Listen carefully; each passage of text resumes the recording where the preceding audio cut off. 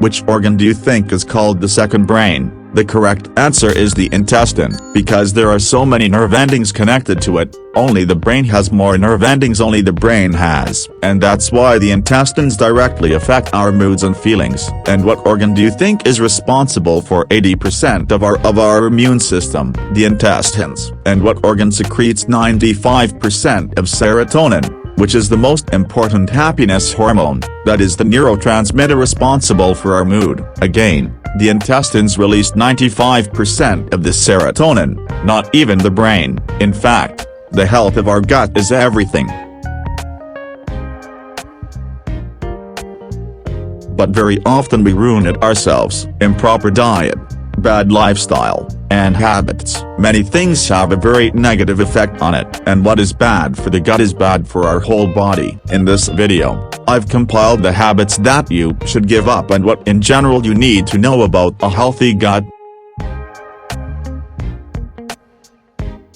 The first thing that ruins our gut is processed meat. In fact, processed meat should be avoided as a matter of principle. You shouldn't eat even a little bit of it. What is processed meat? The various sausages in sausages, wieners, loins, hams, and so on. That is, not a pure piece of meat, but meat that has gone through a certain processing. The fact that it contains a large number of nitrosamines. These are very dangerous substances that lead to the development of colorectal cancer, that is colon cancer. But, cancer is at an extreme stage. Before that, they lead to unhealthy intestinal health. In addition to nitrosamines, processed meat also contains a lot of other extremely harmful substances. For example, trans fats. Only the laziest have not talked about the harm of trans fats. There are NGOs all over the world fighting to abolish them, or at least to mandate the labeling of all foods that contain trans fats. In addition,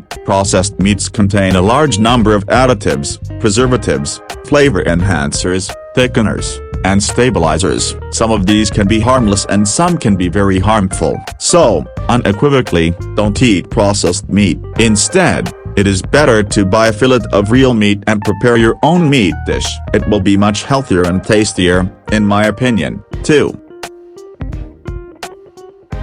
Hard alcohol. Yes, there is such a generally accepted recommendation by nutritionalists and doctors that you can have up to 20 grams of pure alcohol. That is, it's about a can of beer or a glass of wine. That doesn't mean it's healthy, but it just means that if you consume more, the problems will increase exponentially. But it's not the hard alcohol that's bad for the gut, it's the hard booze that's much scarier for the gut, because all drinks with a high alcohol content will block the absorption of protein, vitamins, and many other useful micronutrients through the gut. The next point, of course, I understand can be frustrating, especially, for example, if it would have upset me before. Now I'm used to it. Fried meat. Of course, I perfectly understand people for whom fried meat is the most delicious food on the planet. But if we're talking about gut health, it's impossible not to mention fried meat. Strongly roasted, much less overcooked meat is a great. The load is not only on the intestines but also on the liver and gallbladder, and for the stomach. It's also a big stress. The fact is that it is extremely difficult to digest fried meat. It is quite a complex and energy-consuming process for the body, so its digestion and assimilation are greatly delayed, and this that affects the mucosal surface of the intestine, and it provokes inflammatory processes and various pathological thickening. Ultimately, long-term abuse of red fried meat has been proven to lead to the development of colon cancer. But what can we do if we love this food so much? There is a definite solution. First, it is advisable to opt for white meat over red meat. White meat is chicken or turkey. Fish also goes well. Moreover, it is not necessary to fry in oil. You can, for example, bake or stew. This would be a much healthier alternative. The next point is the neglect of fiber. A healthy person needs to consume at least 30–40 grams of fiber per day. There are even certain questionnaires and risk calculators for intestinal disease. And do you know what the most important question there is that experts are interested in? How much fiber do you consume per day? Fiber has a very important effect on our intestines. First of all, What is fiber? It's hard to plant fibers. When we eat them and they go into the intestines, they irritate the intestinal walls in a good way. That is, they make it work and move the food further. If we eat, for example, something floury, it will, literally, accumulate in a lump and lie down. This is why flour is not very well digested and does not pass through the gastrointestinal tract very well, whereas fiber makes our intestines feel chipper. The problem is that when we eat little fiber, the food in our intestines can really stagnate. If we also abuse red meat, especially fried meat, it gets even worse. The worst thing is that the process of rotting food literally starts in the intestines, and this all leads to serious problems if you neglect it all your life. But it's the fiber that helps clear the whole system, and the second very big advantage of fiber is that it's a breeding ground for the beneficial bifidobacteria that live in our intestines. We are literally fertilizing our intestines by eating fiber because these same bacteria are actively eating fiber. The more fiber we eat, the more beneficial bacteria are in our intestines. In this regard, there is a very useful tip hack. Eat sauerkraut because, first of all, cabbage itself is very rich in fiber. It may even be the champion of fiber content, and also the fact that its sauerkraut contains bifidobacteria,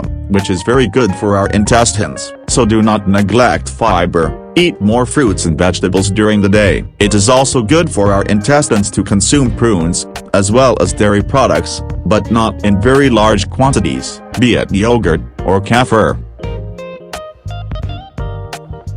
The next item that is destructive to our intestines is stress. The fact is that we are so organized by our nature. We have a sympathetic and parasympathetic system, meaning we are either hunting, fighting, or relaxing and digesting. These are two antagonistic, that is, opposite states. So, when we are stressed, special stress hormones are released into our bodies. First and foremost, these are cortisol and adrenaline. As a result, blood drains from our digestive organs, and prolonged stress will lead to an inadequate blood supply to our intestines as well as inadequate gastric secretion. That's why it can develop diseases. Why, when a person is stressed, does he lose weight? Because when stressed he doesn't even want to eat. Because even if a person sits still and doesn't seem to be running anywhere, but stress hormones are released for the body. It's like being in a state of survival and fighting for your life. In other words, it's an entry into the sympathetic system, and being in this situation for too long is deplorable for our gut.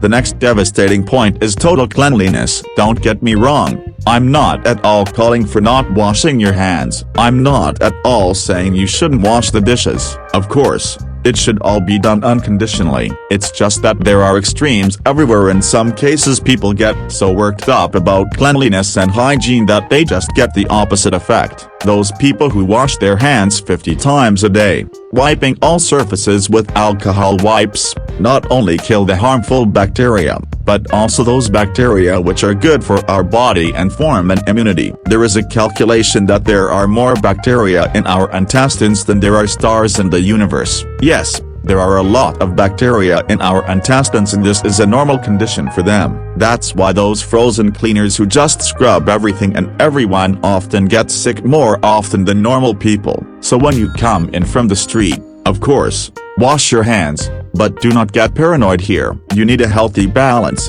Friends, please write in the comments, are you clean? Or especially do not bother. And now I highly recommend you watch my other video where I talk about the warning signs that your liver is full of toxins and that your liver is literally screaming for help.